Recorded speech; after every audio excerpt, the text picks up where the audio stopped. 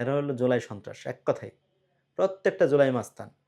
এই জুলাই মাস্তানরা লুটপাট করে লুটে-পুটে খাইছে ১৭ মাস। আমরা সবসময় চাই তরুণরা নেতৃত্বে আসুক। তরুণরা রাজনীতি করুক, তরুণরা দেশে অবদান রাখুক। যদি তারাই সবকিছুর মালিক হয়ে যায়, দেশের মানুষ আর কিছু জানে না, আর কিছু করে নাই, সব আসিফ নাহিদ, আক্তার, হান্নান মাসুদরাই করছে? না। শুধু তারাই যদি করে থাকে, তাহলে তো অনেক ভালো জিনিস। তারা জুলাই যোদ্ধা আর আমরা হইলাম জুলাই সন্ত্রাস। আমরা কি জুলাই দর্শক ছিলাম? নাকি আমরা জুলাই রাজাকার ছিলাম? বলুক। তারা জুলাই যোদ্ধা, আমরা জুলাই রাজাকার? কোনোভাবেই না। তাহলে আমরা যেটা জানি, আমরা যেটা করি, আমরা যেটা বলি, সেটা তাদের কাছে অপরাধ হয়ে যায়। সেটা করা যাবে না, তাদের সমালোচনা করা যাবে না। সেইজন্য ফোনে এসে ফোন দিয়ে গালি দিবে, হ্যাঁ? এই ধরনের নেতা তো আমরা দেখতে চাই নাই। তাদের সাঙ্গপাঙ্গু এরকম তৈরি করছে। তারা জামাতের সাথে যায় জোট করে। ২৪-এর গণঅভ্যুত্থানের শক্তি জামাতের সাথে জোট করে কিভাবে? ৭১-এর পরাজিত শক্তির সাথে লজ্জা করে না?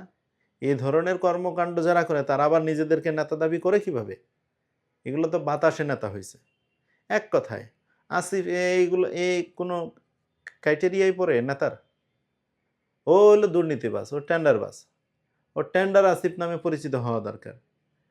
টেন্ডার, কমিশন বাণিজ্য করছে। এই টেন্ডার আসিফ, টেন্ডার নাসিরউদ্দিন পাটোয়ারি, এদেরকে বলা উচিত। এরা হলো প্রতিনিয়ত মানুষের রক্ত চুষে খেয়েছে। ১৭ মাস সময় পেয়েছে, মানুষকে একদম চুষে শেষ করে দিছে এই আসিফরা।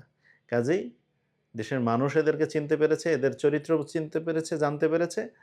কোনোভাবেই এদেরকে সুযোগ দেওয়া উচিত হয়নি। এদেরকে আসলে নেতা নয়। এদেরকে কিছু জোকার হিসেবে পাইছে এদেশের জনগণ। মন চাইলে যা ইচ্ছা তাই বলতে পারে। এই যে নাসিরউদ্দিন পাটোয়ারি একটা, ও কখন কি বলে আর কখন কি খায়, কোথায় কি থাকে আর কোথায় কি করে, তার কোনো ঠিক ঠিকানা আছে এই নাসিরউদ্দিন পাটোয়ারির? মাতাল এক ছেলে। আব্বাস ভাইয়ের সাথে বলল এক কথা, আইসা বাহিরে আইসা আরেক কথা। প্রতিনিয়ত মিথ্যার সাপ্লাই দেয় হলে এরা। বুঝতে হবে ও তো গুপ্ত জামাত শিবির ছিল।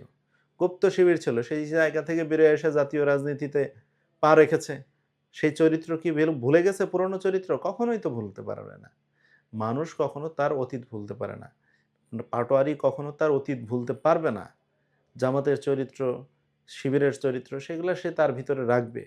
এই ভয়ঙ্কর চরিত্রের লোক যারা মন চাইলেই মানুষকে গালি দিতে পারে, মন চাইলে মানুষকে নিয়ে বিদ্রূপ করতে পারে, প্রমাণ ছাড়াই মানুষকে দোষারোপ করতে পারে, এই চরিত্র কাদের? গুপ্ত জামাত শিবিরের। কাজেই এদেরকে দেশের জনগণ নেতা পায় নাই। এরা হলো জুলাই সন্ত্রাস, এক কথায়। প্রত্যেকটা জুলাই মাস্তান। এই